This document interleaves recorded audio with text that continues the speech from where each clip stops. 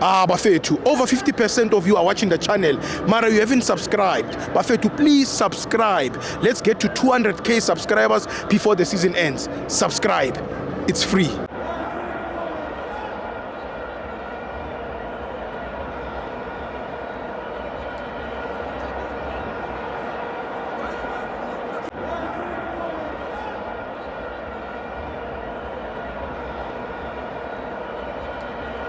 Welcome to Amabenzo to TV. It's the Nedbank Cup, Durban City 1, Keswick Star 0. I'm joined by Ubongani. Itahola Stibo. Baba wami. No ngimnandi mfethu. Igame ibone kanjani Khotmani? No mfethu, obviously thina siseThekwini so besihamba neDurban City. Yeah.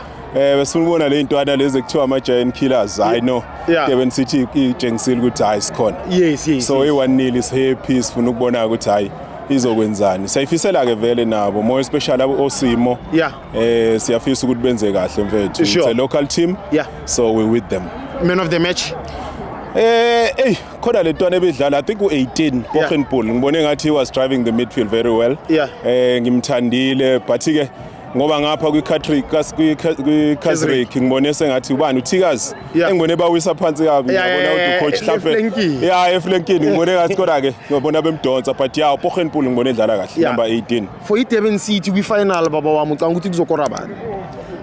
In fact I think bazobuya ke because if unoticile le ntwana legqoka u4 ucaba iqale ngaphandle bakhona nabanye abaqale ngaphandle ngibone namhlanje ucoach giving abo nodata a game i-chance ziningi intwana uyibona ukuthi nika i-chance so I think kwi-final bazobuya ocaba azobuya ama-regulars and even ucaba can score because he's been scoring ever since yakhumbula sila kwiphulukwane he scored i-brace so I think anyone can score. So lalela ukuthi iNedbank ithini ke it mawuthemba ukuthi ucaba vele uzokora.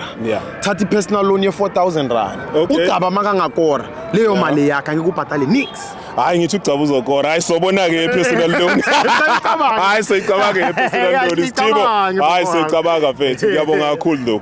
Thanks for the chance mfethu. Si happy for Durban City. We're waiting for it Idokhuzi decide ukuthi i-final izodlala lapha and then we're on. Thank you man. Thank you.